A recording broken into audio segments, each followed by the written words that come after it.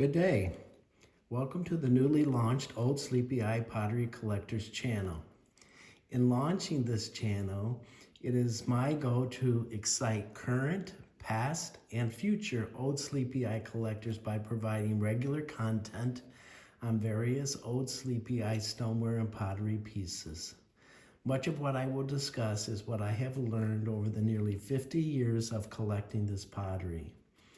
I do not currently intend to provide valuations, but may comment on features that make a piece more or less valuable than similar pieces.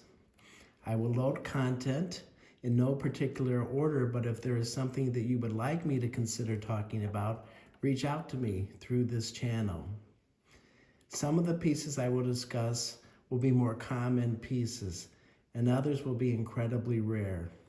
Even the more common pieces that I will discuss, I will point out variations that make collecting Old Sleepy Eye pottery so exciting. Some of these variations also make the pottery more valuable. The Weir Pottery Company was formed in 1899 and was in existence until 1906. This is the company that made the stoneware butter crock or salt crock that I'm going to talk about today. The Weir Pottery Company produced the original Old Sleepy Eye pieces, which included the stein, the vase, the bowl, and the salt crock that we're going to talk about today. The stoneware pieces were given out as premiums by the Sleepy Eye Milling Company from Sleepy Eye, Minnesota. They likely represent promotional or some of the very first promotional products that were given out by businesses, and we're very familiar with this practice today. The stoneware items produced by Weir are heavy, they're sturdy, and they have the classic gray and blue color motif. Some of them have referred to this as a Flemish blue motif, as you can see here on this butter crock. The clay molding detail is often sharp and of high quality, and the Flemish glaze that you see can vary in intensity from piece to piece, from a dark cobalt color to a much lighter, paler, washed out color. And it's likely differences in staining mix as well as firing times that have created these differences in intensity of the staining pattern. One of the things to remember about Sleepy Eye pottery is almost all of it was hand painted and glazed. So what you'll see are variations in the quality of the stain that each piece has, as well as stylistic differences. And this is what makes it exciting to see and study every single piece of Old Sleepy Eye pottery that you come across. Each of the stoneware pieces of Old Sleepy Eye pottery were embossed at the bottom with the words Old Sleepy Eye. The only exception to this is in the bowl, some of the pieces were impressed with Old Sleepy Eye as opposed to embossed with Old Sleepy Eye. What you can see is this is the well-known profile of Old Sleepy Eye, and it was used by Weir in these stoneware pieces. And then at the bottom, and you can see it's hard in this piece, but you can see Old Sleepy Eye that's impressed right here at the bottom. Sometimes this is easy to read, sometimes it's difficult to read, and sometimes because of the molding, it's almost pushed off at the bottom of off the bottom of the stoneware piece. As I said today, I'm talking about the stoneware butter crock. It's exciting to talk about this piece because it's one of the prime pieces that new as well as moderate collectors want to be sure to have in their collection. It stands approximately 5 inches high, as you can see here, and the diameter is approximately 6 1/4 inches across. Again, note the Old Sleepy Eye that's embossed at the bottom of the Indian profile or of Old Sleepy Eye's profile. And again, sometimes it is difficult to see or to discern this wording. As you're facing the chief's profile, you will see that there are trees to the left of the profile as you're facing him, and that you will see that there is grass on the right side of the profile, as you can see here. There's a suggestion in the molding here that these are either clouds or these are mountains in the background.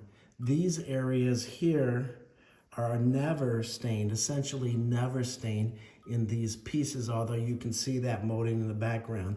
There are very, very rare exceptions in which these mountains or clouds have been highlighted.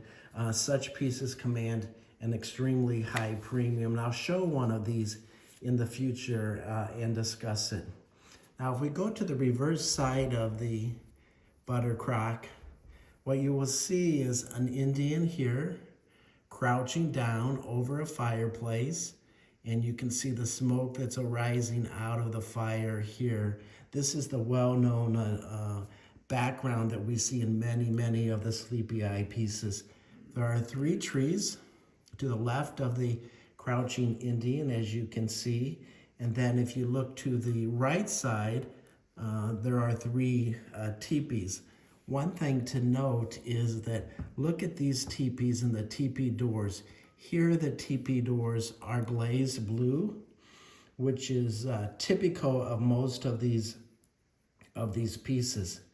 Let me just show you an example of a piece in which these teepees do not have the door glazed. So you can see here the glaze was not applied to these teepee doors, and this has been referred to by some as an open teepee door pattern, or in which there is not staining of the teepee doors.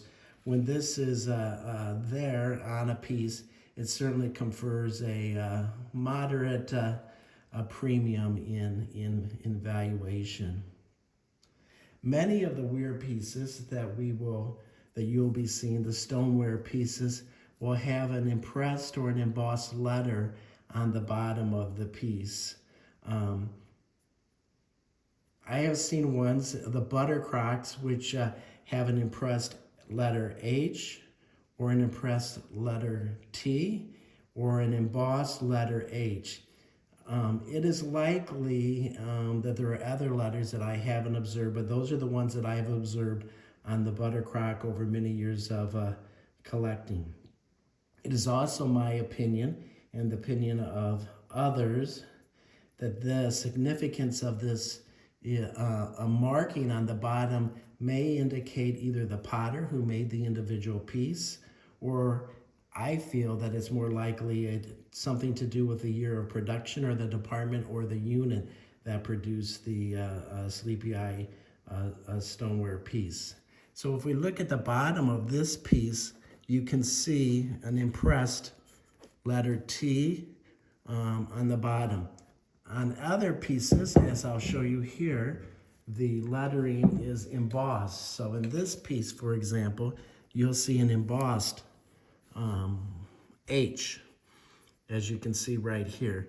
It's my opinion, and opinion of others, that the embossed lettering represents pieces that are older than those that have the impressed lettering. One of the exciting things about collecting Old Sleepy Eye pottery is there are the variations in the nuances, like we just discussed with the teepee doors. For example, let me show you this piece on a butter crock, which is extremely uncommon, in which the profile of Old Sleepy Eye, again, note here at the bottom, here's a nice example of showing the Old Sleepy Eye embossed wording at the bottom of the chief profile. But in this case, the chief profile was not stained. So these are the types of pieces that really excite me. So was this a failure of quality assurance and somehow the chief's profile did not get painted? Or was this some sort of a rare lunch hour piece in which the staining or the lack of staining wasn't intentional? There's still so much to learn about Old Sleepy Eye pottery. Today we've discussed the butter crock made by Weir Pottery Company. I hope you have enjoyed this and remain excited about collecting Old Sleepy Eye. I wish you a good day and happy collecting.